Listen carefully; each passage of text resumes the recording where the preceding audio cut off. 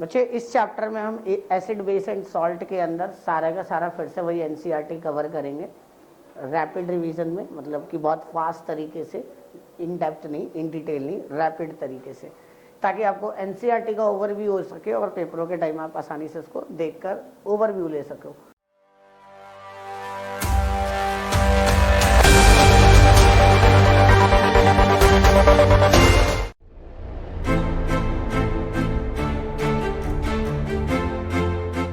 तो जैसा कि ये चैप्टर है एसिड बेस एंड सॉल्ट, तो सबसे पहले हम बात करेंगे एसिड क्या है। एसिड की बच्चे, एसिड एक ऐसा केमिकल है जिसके दो प्रॉपर्टीज होती हैं। एसिड की कितनी प्रॉपर्टी होगी बच्चे? दो। पहला फिजिकल प्रॉपर्टी और दूसरा केमिकल प्रॉपर्टी।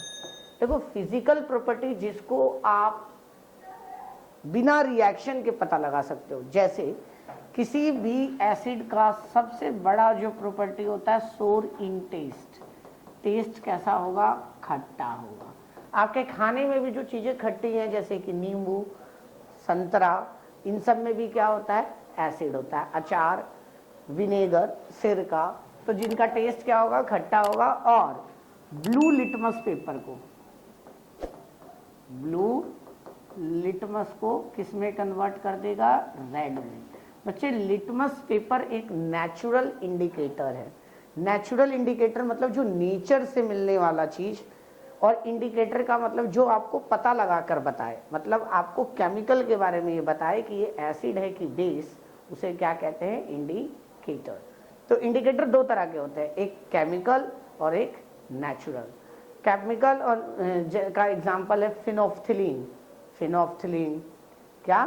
फिनोफ्थिलीन, ये याद रखना। तो जब भी हम बात करेंगे एसिड की, तो एसिड की दो बेसिक फिजिकल प्रॉपर्टी है। पहला सोर इन टेस्ट, दूसरा change the blue litmus paper in red colour. Clear? Chemical properties बहुत सारी हैं। बेस की भी दो प्रॉपर्टी है, एक फिजिकल और एक केमिकल।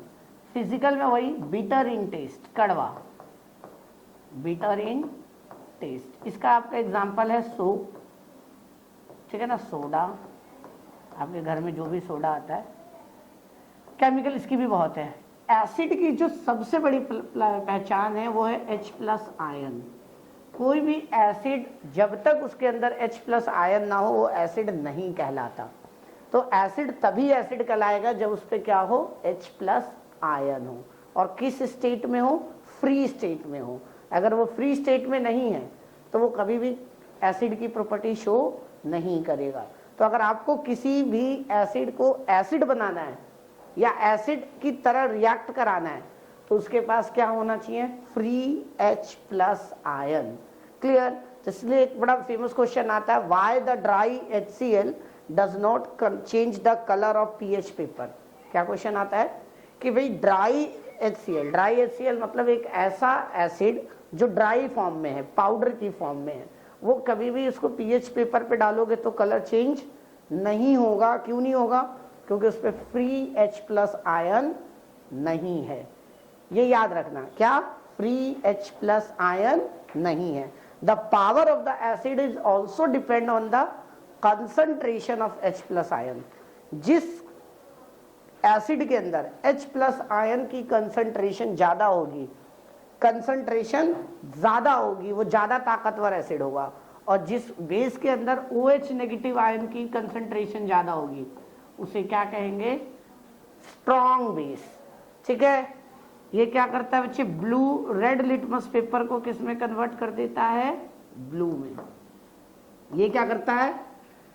ब्लू को रेड में, और ये क्या करता है? रेड को ब्लू में। इसका एग्जांपल है सोप, सोडा, सोडा वाटर जो आप पीते हो, that is also a base. Carbon dioxide is also a base. और इसमें क्या है आपका एग्जाम्पल? आपको मैंने बहुत सारे आपके खाने के प्रोडक्ट बता दिए जो भी खट्टा है, जैसे आंवला हो गया आपके पास, इसके अलावा आपका नींबू हो गया, टमाटर हो गया, इन सब में क्या होता है? एसिड होता है। ठीक है ना? तो एसिड को आप दो कैटेगरी में बांट सकते हो। एक होता है बच्चे स्ट्रॉन्ग एसिड और एक होता है वीक एसिड। वीक एसिड को आप खाने के लिए इस्तेमाल कर सकते हैं, जैसे कि एसिटिक एसिड। कौन सा?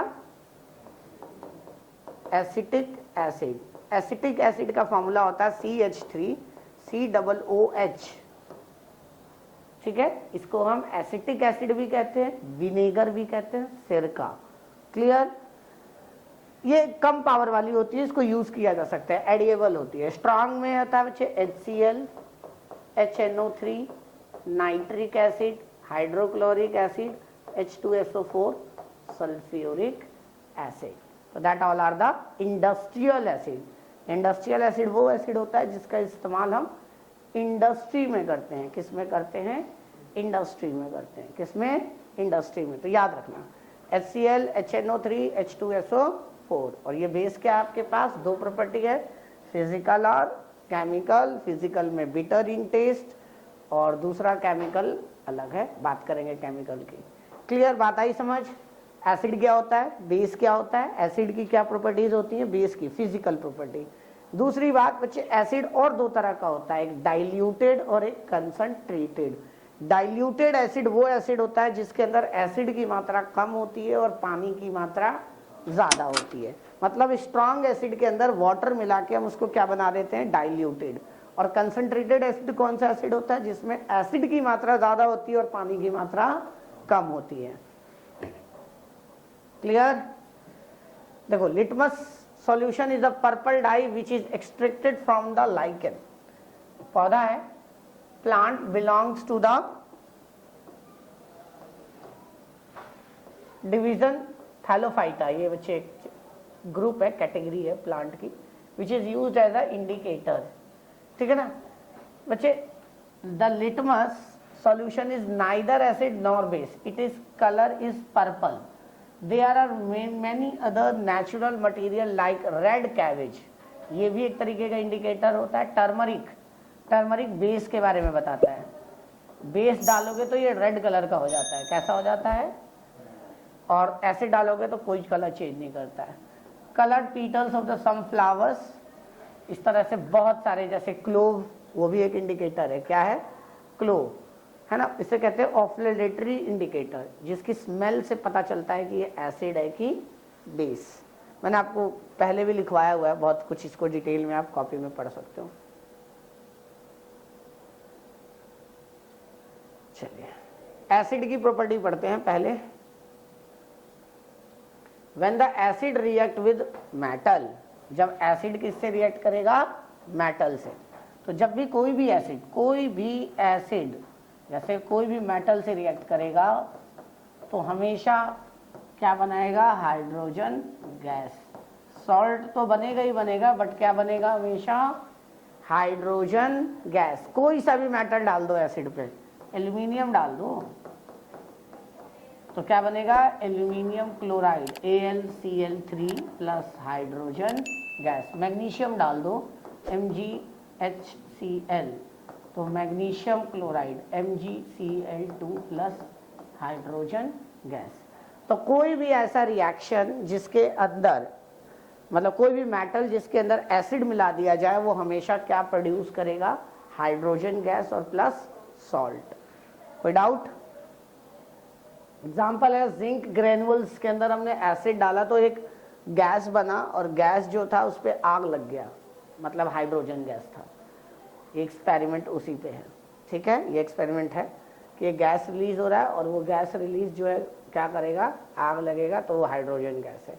कहता है एसिड जब मेटल से रिएक्ट करता है तो सॉल्ट प्लस हाइड्रोजन गैस, और जब कोई बेस रिएक्ट करता है तब भी हाइड्रोजन गैस।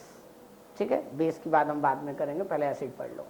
उसके बाद कहता है कि जब metal carbonate and metal hydrogen carbonate, कहता है कि जब मेटल रिएक्ट करे, किससे? कोई भी मेटल किससे रिएक्ट करे? क्या बोला इसने? बाइकार्बोनेट या कार्बोनेट। देखो ये है बच्चे मेटल कार्बोनेट। देखिए ध्यान से सुनना एक रिएक्शन, सोडियम और कार्बोनेट, इस पे -2 का चार्ज होता है, इस पे प्लस का, तो रिएक्शन बन के बनता है NaCO3 Na2, ये वाला इसके पैर पे आ गया, ये बन गया क्या? Sodium carbonate. ये किससे रिएक्ट कर रहा है? HCl। इसको हम बोलेंगे मेटल कार्बोनेट। क्या बोलेंगे? मेटल कार्बोनेट, मेटल जब कार्बोनेट से रिएक्शन करे, और ये है एसिड।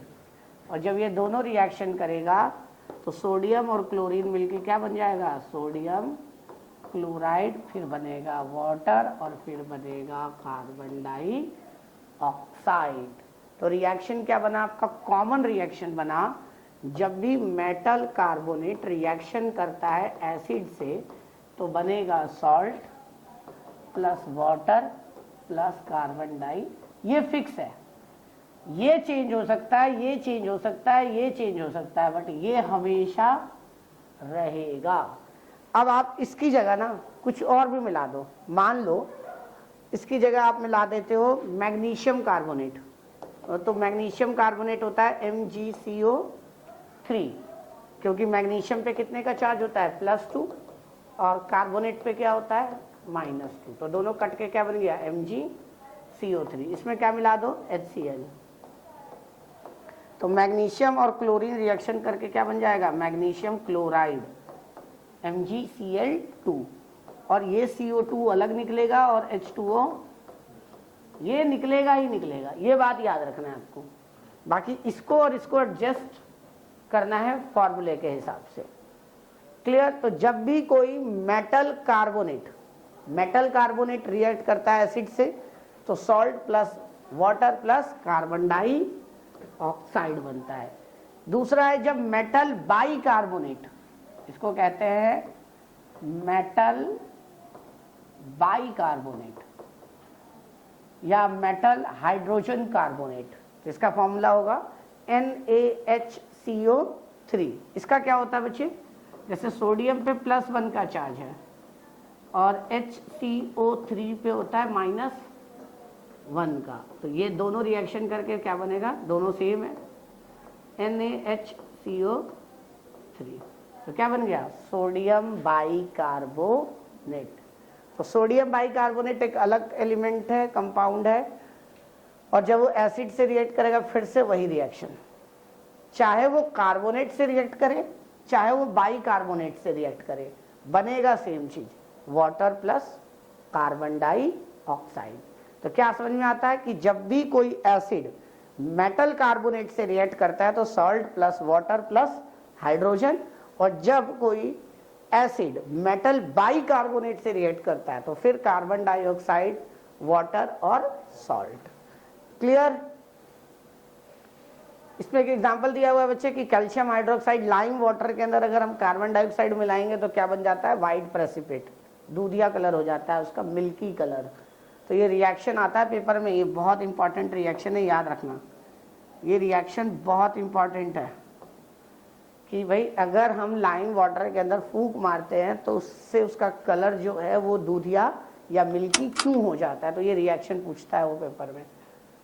अगला बच्चे जब मेटल रिएक्ट करता है, ये तो बता दिया मैंने आपको, जब एसिड और बेस आपस में मिलता है तो क्या होता है, क्या, एसिड और बेस, तो इसको रिएक्शन को कहते हैं neutralisation reaction. Acid plus base gives that salt plus water, इसको कहते हैं न्यूट्रलाइजेशन रिएक्शन। कौन सा रिएक्शन, न्यूट्रलाइजेशन रिएक्शन। देखिए सोडियम बाइकार्बोनेट बेस है, ये क्या है, कॉस्टिक सोडा इसका कॉमन नेम, क्या, कॉस्टिक सोडा, और HCl क्या बचे, एसिड। ये दोनों ही रिएक्शन आपस में एसिड और बेस करेंगे तो क्या बनेगा, सॉल्ट और वाटर। क्लियर। तो इस रिएक्शन को हम क्या कहते हैं, न्यूट्रलाइजेशन रिएक्शन। इसकी डेफिनेशन आती है पेपर में विद एग्जांपल। तो न्यूट्रलाइजेशन रिएक्शन क्या है, when acid react with base and it form salt and water is called neutralisation reaction. इसका इस्तेमाल होता है बच्चे एंटी एसिड में, मतलब जब आपके पेट में एसिडिटी हो जाती है तो इस रिएक्शन का इस्तेमाल करके एसिडिटी को खत्म किया जाता है। अगला reaction of metal oxide. Metal oxide क्या होगा,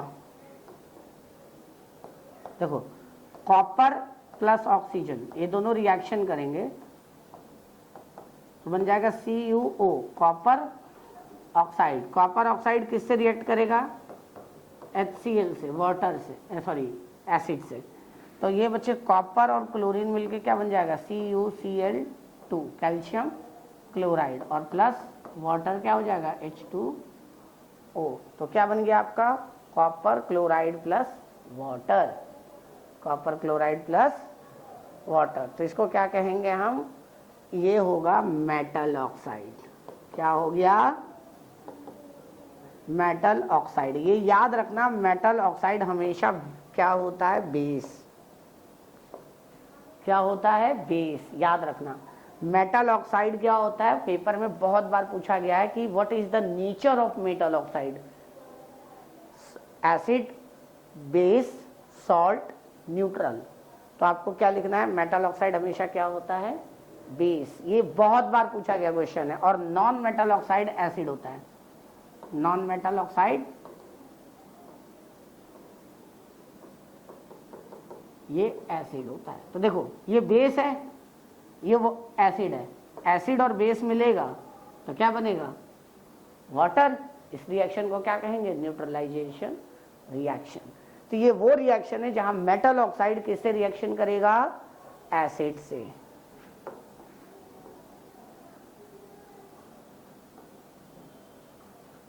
अब नॉन मेटल ऑक्साइड, वही चीज बताई मैंने भी आपको। नॉन मेटल ऑक्साइड कौन सी ऑक्साइड होती है, नॉन मेटल ऑक्साइड कौन सी ऑक्साइड्स होती हैं, एसिडिक।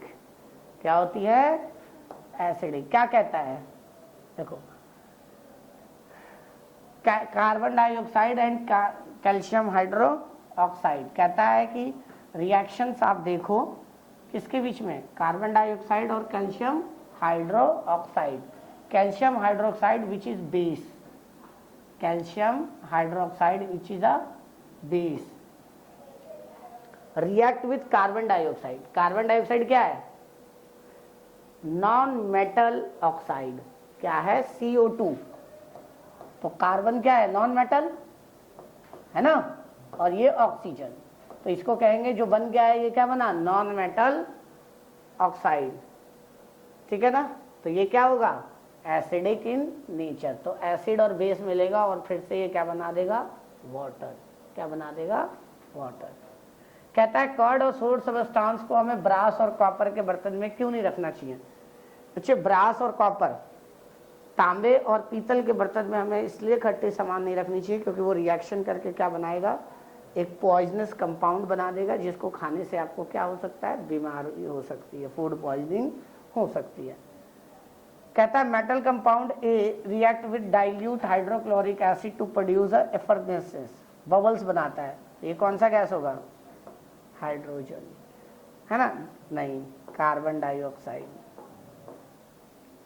अब मेटल कंपाउंड रिएक्ट विद, एक मेटल का कंपाउंड है जो रिएक्ट करता है और बच्चे ये थोड़ी देर बाद ना आपके कैंडल्स को बुझा देती है। कैंडल को बुझाने का मतलब कि कैंडल का बुझेगा, कार्बन डाइऑक्साइड से। क्या बनेगा, तो इसका एग्जांपल होगा कोई भी मेटल कार्बोनेट ले लो, Na2CO3, इसमें लगा दो HCl, तो क्या बनेगा, salt, NaCl plus CO2 plus water. और इस CO2 से क्या हो जाएगा, वो कैंडल बुझ जाएगा। कहता है what do all the acid and base have in common. कहता है सारे एसिड और सारे बेस में क्या कॉमन है। मैंने बताया था एसिड के अंदर क्या होना चाहिए, H प्लस आयन। बिना H प्लस आयन के कोई भी एसिड एसिड, और वो भी फ्री H प्लस आयन। अगर फ्री नहीं है तो वो केमिकल रिएक्शन नहीं करेगा। और OH नेगेटिव आयन किस में होता है, बेस में। तो ये किस में होता है, एसिड में। ये याद रखना है आपको।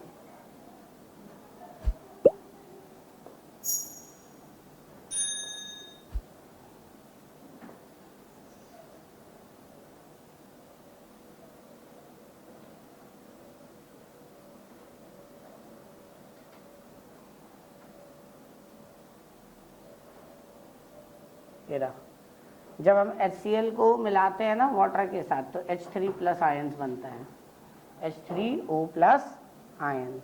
और कॉस्टिक सोडा बेस को तोड़ते हैं तो OH नेगेटिव आयन।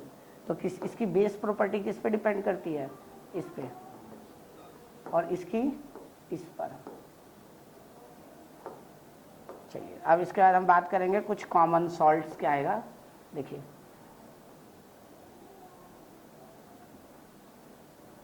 बच्चे देखो, all base do not dissolve in water and alkali is a base that dissolve in water. तो वो पूछेगा कि एल्कलाई क्या होता है। एल्कलाई वो बेस होता है जो वाटर में डिजॉल्व हो जाता है। वो पूछेगा क्या, बेस और एल्कलाई में क्या डिफरेंस है। एल्कलाई और बेस दोनों सेम है, बट बेस जो होता है वो वाटर में डिजॉल्व नहीं होता और एल्कलाई डिजॉल्व हो जाता है। बस इतना याद रखना।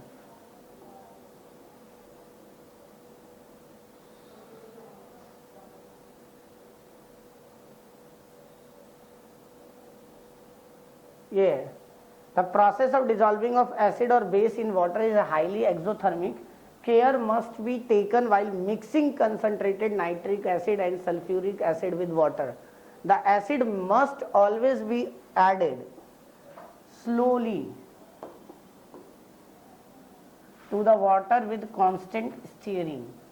कहता है कि बच्चे एसिड को हमें वाटर में मिलाना है, वाटर को एसिड में नहीं मिलाना है। अगर होगा तो बहुत तेजी से रिएक्शन होगा एक्सोथर्मिक और पूरा ब्लास्ट हो जाएगा, ठीक है। और लगातार धीरे धीरे मिलाना है। तो ये पेपर में आता है कि ये ऐसा हम क्यों करते हैं, ताकि रिएक्शन ना हो, क्योंकि ये रिएक्शन क्या होता है, एक्सोथर्मिक रिएक्शन। तो याद रखना है।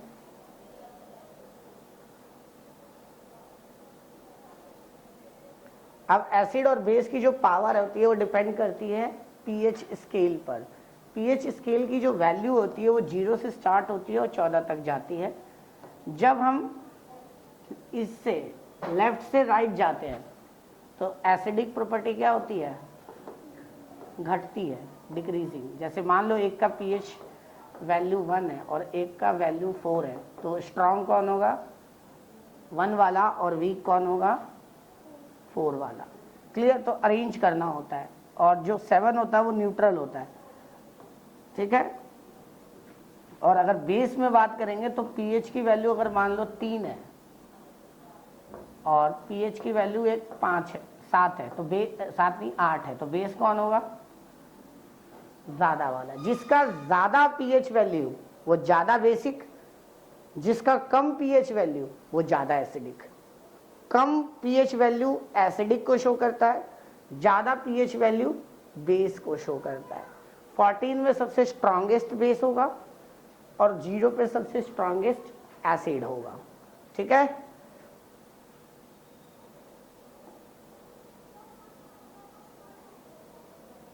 अब कुछ यहाँ पे एक टेबल है और ये कलर भी है, देख लो।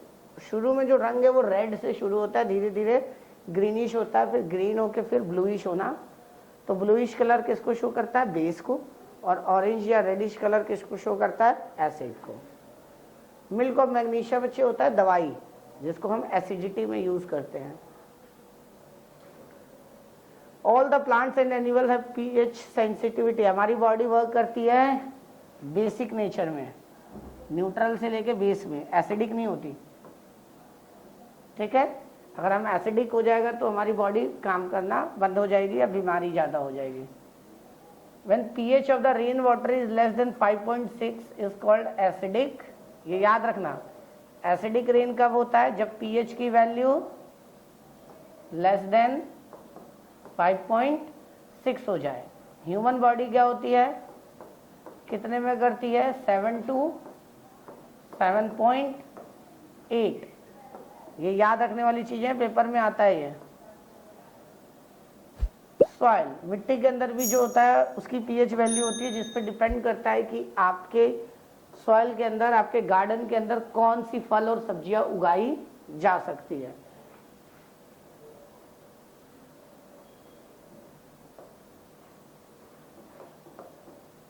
नीचे कुछ एग्जांपल्स दिए हैं। डाइजेस्टिव सिस्टम में क्या है बच्चे, पीएच एसिडिक होता है। डाइजेस्टिव सिस्टम कितना होता है, ये आपने लाइफ प्रोसेस के चैप्टर में पढ़ा होगा कि आपके पेट में क्या होता है, स्टमक में क्या होता है, HCl एसिड। तो एंटी एसिड क्या होता है, एंटा एसिड वो होता है जब आपके पेट में, स्टमक में एसिडिटी ज़्यादा हो जाती है, तो एसिडिटी को ख़त्म करने के लिए कौन सी दवाई ली जाती है, एंटा एसिड। बहुत सारे ब्रांड हो सकता है बट फॉर्मूला इसका जो है एंटा एसिड ही है। मिल्क ऑफ मैग्नीशिया मैंने अभी आपको बताया था ऊपर ही, कि मिल्क ऑफ मैग्नीशियम क्या होता है, बेस। ये जो डाइजीन होता है ना, डाइजीन हम लोग यूज़ करते हैं, एक पिंक कलर की बॉटल होती है उसमें आता है, तो वो भी क्या है, मिल्क ऑफ मैग्नीशिया। बच्चे हमारे दांत क्यों सड़ते हैं, वो भी एसिडिटी की वजह से। हमारे मुंह का जो पीएच वैल्यू है अगर 5.5 से कम हो जाए, क्या हो जाए, 5.5 से कम, तो उसे क्या कहते हैं, आपका दांत का सड़ना शुरू हो जाता है। कई बार हम खाना खाते हैं और खाना खाने के बाद कुछ चीज़ें हमारे दांत में फंस जाती है, ग्रेन्स, वो धीरे धीरे रात भर डिकम्पोज होता है। डिकम्पोज होने के बाद क्या करता है, वो हमारे दांतों को सड़ाता है, हमारे दांतों को क्या करता है, वो सड़ाता है। तो क्योंकि वो एसिड फॉर्म करता है, क्या होता है, एसिड फॉर्म करता है। एनिमल्स और प्लांट केमिकल का यूज करते हैं, मतलब एसिड का यूज करते हैं अपने आप को बचाने के लिए। उनके स्टिंग्स के अंदर, उनकी स्टिंग्स मतलब डंक के अंदर क्या होता है, एसिड होता है। विनेगर में कौन सा एसिड होता है, एसिटिक एसिड। ऑरेंज में कौन सा होता है, सिट्रिक। टैमरिंड में क्या होता है, टैट्रिक। टोमेटो मतलब ऑक्सैलिक। टैमरिंड मतलब इमली। स्टोर मिल्क, कर्ड में लैक्टिक, लेमन में सिट्रिक, एंड स्टिंग में मिथेनोइक एसिड। ये टेबल बहुत इंपॉर्टेंट है एमसीक्यू के लिए। नेटल स्टिंग्स के अंदर भी मिथेनोइक एसिड। अब बात करेंगे हम सॉल्ट में। तो सॉल्ट में जो सबसे पहला सॉल्ट होता है वो होता है आपका normal common salt. Common salt का क्या फॉर्मूला होता है, NaCl। अच्छे, दो तरह का सॉल्ट होता है, एक वाइट सॉल्ट और एक रॉक सॉल्ट। वाइट सॉल्ट के अंदर का फॉर्मूला क्या होता है, Na, और रॉक सॉल्ट में NaCl तो होता ही होता है, बट इसके साथ और भी मिनरल्स होते हैं, सोडियम, पोटेशियम, कैल्शियम, ये सभी चीजें भी होती हैं। तो उसको हम क्या कहते हैं, रॉक सॉल्ट। ठीक है, तो रॉक सॉल्ट क्या होता है बच्चे, रॉक सॉल्ट होता है जो कि समुद्र से नहीं बनता, तालाब से के पानी से बनता है ना। तो बहुत सारे राजस्थान में ऐसे तालाब है, पॉन्ड्स हैं, जिससे क्या होता है, जिसके पानी से क्या बनता है, रॉक सॉल्ट बनता है। उसके बाद आता है बच्चे हमारे पास sodium hydro oxide. Sodium hydroxide कैसे बनता है, फिर आपके पास सोडियम क्लोराइड, और सोडियम क्लोराइड किससे रिएक्ट कर रहा है, वाटर से। तो सोडियम क्लोराइड जब वाटर से रिएक्ट करेगा तो क्या बन जाएगा, sodium hydro oxide plus chlorine plus water, hydrogen gas. ये कुछ खास इंपॉर्टेंट नहीं है। अब आप आ सकते हो नीचे। हाँ, यहां से शुरू होता है आपका इंपॉर्टेंट टॉपिक, ब्लीचिंग पाउडर। अच्छा, ब्लीचिंग पाउडर क्या है, ब्लीचिंग पाउडर लोग नॉर्मली यूज करते हैं, ब्लीचिंग पाउडर ब्लीच करने के लिए, स्किन के ऊपर जो डेड सेल्स है उसको हटाने के लिए। देखो, ब्लीचिंग पाउडर का मामला क्या है, कैल्शियम हाइड्रोक्साइड, कैल्शियम हाइड्रोक्साइड, वैसे इसका जनरल फॉर्मूला कैल्शियम ऑक्सोक्लोराइड। इसका केमिकल फॉर्मूला क्या है, कैल्शियम ऑक्सोक्लोराइड। ये है, ये फॉर्म कैसे होता है, ये फॉर्मेशन है बच्चे, बनता कैसे है। कैल्शियम हाइड्रोक्साइड को किससे रिएक्शन कर रहे हैं, क्लोरीन से। तो क्लोरीन से जब इसका रिएक्शन कर रहे हैं तो इसके साथ क्लोरीन मिलकर क्या बना रहा है, calcium oxochloride plus calcium chloride plus water. तो इसको कहते हैं ब्लीचिंग पाउडर। ब्लीचिंग पाउडर का यूज कहाँ कहाँ होता है, ब्लीचिंग पाउडर का यूज होता है बच्चे कॉटन और Lenin in the textile industry. Lenin एक टाइप का कपड़ा होता है और कॉटन इंडस्ट्रीज के अंदर होता है इसका इस्तेमाल। For bleaching wood pulp, wood pulp का मतलब हुआ लकड़ी के जो गूदे होते हैं, जैसे पेपर बनता है, उसका इस्तेमाल किया जाता है, कपड़े धोने के लिए किया जाता है। ऑक्सीडाइजिंग एजेंट, ऑक्सीजन देने के लिए इस्तेमाल किया जाता है, और पानी के अंदर से जर्म्स को मारने के लिए किया जाता है। Clear. Baking soda, baking soda का नॉर्मल फॉर्मूला क्या है, बेकिंग सोडा का फॉर्मूला बता सकता है कोई, sodium carbonate, sodium bicarbonate, carbonate बता सकता है कोई, NaHCO3, इसको कहते हैं baking soda, that is called sodium bicarbonate. क्या होता है, सोडियम बाइकार्बोनेट। ये आपके खाने को क्या बनाता है, सॉफ्ट बनाता है। छोले राजमा बनाने के लिए इसका इस्तेमाल किया जाता है, भटूरे बनाने के लिए इस्तेमाल इसका किया जाता है। अब देखिए सोडियम बाइकार्बोनेट बना कैसे, सोडियम क्लोराइड को वाटर के साथ और कार्बन डाइऑक्साइड और अमोनिया के साथ, किसके साथ, अमोनिया के साथ रिएक्शन कराया तो ये बना अमोनियम क्लोराइड और ये बना सोडियम बाइकार्बोनेट। क्लियर। अब एक पेपर में क्वेश्चन आता है कि बच्चों सोडियम बाइकार्बोनेट को मिलाने के बाद जो केक होता है वो बहुत पफी बन जाता है, सॉफ्ट बन जाता है, स्पॉन्जी बन जाता है, वो ऐसा क्यों होता है। देखिए सोडियम बाइकार्बोनेट मैंने मान लो किसी केक में डाला और उसको, उसके बैटर को हमने क्या किया, गर्म किया, मान लो किसी भी मटेरियल में मिलाया, चाहे वो मैदे का बनाओ चाहे किसी भी चीज़ का बनाओ, तो जैसे उसको गर्म करोगे उसमें से कार्बन डाइऑक्साइड निकलेगा क्योंकि ये रिएक्शन करेगा और कार्बन डाइऑक्साइड की वजह से वो क्या हो जाएगा, पफी बन जाएगा, सॉफ्ट स्पॉन्जी बन जाएगा। तो ये पेपर में बहुत इंपॉर्टेंट क्वेश्चन है जो आता है कि भाई केक जो होता है वो सॉफ्ट क्यों बनता है, उसका केमिकल रिएक्शन क्या है। तो ये रिएक्शन है इसका, सोडियम बाइकार्बोनेट उसके अंदर डला होता है, मतलब सोडा डला होता है, खाने वाला बेकिंग सोडा, और जब उसको हम गर्म करते हैं तो उसको रिएक्शन करके क्या बनाता है, कार्बन डाइऑक्साइड। क्या बनाता है, कार्बन डाइऑक्साइड। अगला बच्चे use of baking soda, obvious सी बात है खाने के लिए तो इस्तेमाल होगा ही होगा, नाम ही इसका बेकिंग सोडा है और ये दिया भी है आपका। अगला है बच्चे इंग्रेडिएंट ऑफ एंटी एसिड, पेट में जब आपको एसिडिटी हो जाती है तो उस वक्त आपकी एसिडिटी को ठीक करने के लिए भी इसका इस्तेमाल किया जाता है, न्यूट्रलाइज करने में। और ये soda acid fire extinguisher, soda acid, देखो सोडियम बाइकार्बोनेट है, वही कार्बोनेट है, तो यहाँ पे जब भी ये रिएक्शन करेगा कार्बन डाइऑक्साइड निकालेगा और जैसे ही कार्बन डाइऑक्साइड रिलीज करेगा आग बुझ जाएगा। भाई आग कैसे बुझता है, कार्बन डाइऑक्साइड से, और आग लगता किससे, ऑक्सीजन से। तो इस रिएक्शन से वो क्या करेगा, कार्बन डाइऑक्साइड रिलीज करेगा और आग बुझा देगा। तो फायर एक्सटिंग्विशर जो होता है वो क्या करता है, आग को बुझाने के लिए इस्तेमाल होता है। अगला बच्चे वॉशिंग सोडा, वॉशिंग सोडा का एग्जांपल ये रहा, फॉर्मूला ये रहा Na2CO3.10H2O। क्या फॉर्मूला है, Na2CO3.10H2O, इसको कहते हैं sodium carbonate with 10 water molecule. क्या है, sodium carbonate with 10 water molecule. अब 10 water molecule that is called, बता सकता है मुझे कोई, वॉशिंग सोडा।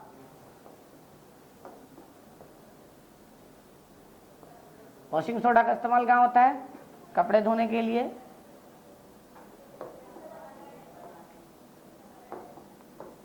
है ना, ग्लास इंडस्ट्री में, सोप इंडस्ट्री में, पेपर इंडस्ट्री में। सोडियम कार्बोनेट कंपाउंड बनाने में एज अ बोरेक्स, किसको बनाने में इस्तेमाल होता है इसका, बोरेक्स। ये इंपॉर्टेंट है बच्चे, ये याद रखना बोरेक्स का। Sodium carbonate can be used as a cleaning agent for domestic purpose, कपड़े उपड़े धोने के लिए भी इसका इस्तेमाल किया जाता है। It is use for the removing permanent hardness of water, किसी भी वाटर की परमानेंट हार्डनेस को खत्म करने के लिए भी इसका इस्तेमाल किया जाता है। कोई डाउट यहाँ आता है तो परमानेंट हार्डनेस क्या होता है बच्चे, वाटर दो तरह का आता है, एक हार्ड वाटर एक सॉफ्ट वाटर। हार्ड वाटर जो होता है वो बच्चे इसमें कैल्शियम मैग्नीशियम की मात्रा ज्यादा होती है, उस पीने के लायक नहीं होता, और वो पीने के लायक नहीं होता, पियोगे तो बहुत दिक्कत होगी, स्टोन होने का भी डर बहुत ज्यादा होता है। पथरी ज्यादातर पानी से ही होता है, क्या होता है, पथरी जो ज्यादातर होता है वो पानी से ही होता है, क्योंकि पानी के अंदर कैल्शियम मैग्नीशियम की मात्रा ज्यादा होती है और धीरे धीरे आपकी बॉडी के किसी पार्ट पे इकट्ठा होते होते कैल्शियम जब ज्यादा बड़ा हो जाता है तो वो भी किस फॉर्म में हो जाता है, स्टोन की फॉर्म में हो जाता है। तो उस पानी में से कैल्शियम और पोटेशियम के मात्रा को हटाने के लिए इसका इस्तेमाल किया जाता है। अगला है प्लास्टर ऑफ पेरिस, इससे सबसे ज्यादा क्वेश्चन आता है। प्लास्टर ऑफ पेरिस क्या है, इसका नाम है पीओपी। प्लास्टर ऑफ पेरिस का फॉर्मूला है CaCO3 calcium sulphate with half water molecule. इसमें क्या होता है बच्चे कि जब ये जिप्सम से बनता है, किससे बनता है, जिप्सम। जिप्सम का फॉर्मूला क्या है, CaSO4.2H2O। इसको गर्म करते हैं हम 373 केल्विन पे। अब जैसे ही हम इसको गर्म करेंगे ना इसमें से जो वाटर है वो भाई साहब गायब हो जाएंगे और बच क्या जाएगा, CaSO4 डॉट हाफ H2O, और गायब क्या हो जाएगा, वाटर। और जैसे ही वाटर रिमूव हुआ ये क्या बन गया, POP। क्लियर। एक क्वेश्चन आता है कितने डिग्री टेम्परेचर पे, 373 केल्विन, कितने, 373 केल्विन, पेपर में आता है। और जिप्सम जो है POP बनता है, POP वापस जिप्सम बन जाता है। अगर आप POP को खुले हवा में छोड़ दोगे तो थोड़ी हवा में जो वाटर मॉलिक्यूल है वो उससे रिएक्शन करेगा और रिएक्शन करके क्या बना देगा, जिप्सम वापस बना देगा। तो जिप्सम, इसीलिए POP को हम खुले में नहीं रखते हैं, सील पैकेट पे रखते हैं, सील डब्बे में रखते हैं, ताकि हवा उसके अंदर एंटर ना कर सके, क्योंकि एंटर करते ही हवा के अंदर जो वाटर मॉलिक्यूल है वो किससे रिएक्शन कर लेगा, POP से, और रिएक्शन करते ही क्या हो जाएगा, वो वापस से जिप्सम में कन्वर्ट हो जाएगा। तो उसके बचने के लिए हम क्या करते हैं, उसको हम एक एयर टाइट कंटेनर में बंद करके रखते हैं। ये पेपर में आता है, ये रहा, कि अगर POP है और POP को वाटर से रिएक्शन करा दिया तो क्या बन गया, CaSO4.2H2O, वापस से जिप्सम। तो ये रिएक्शन आता है, याद रखना।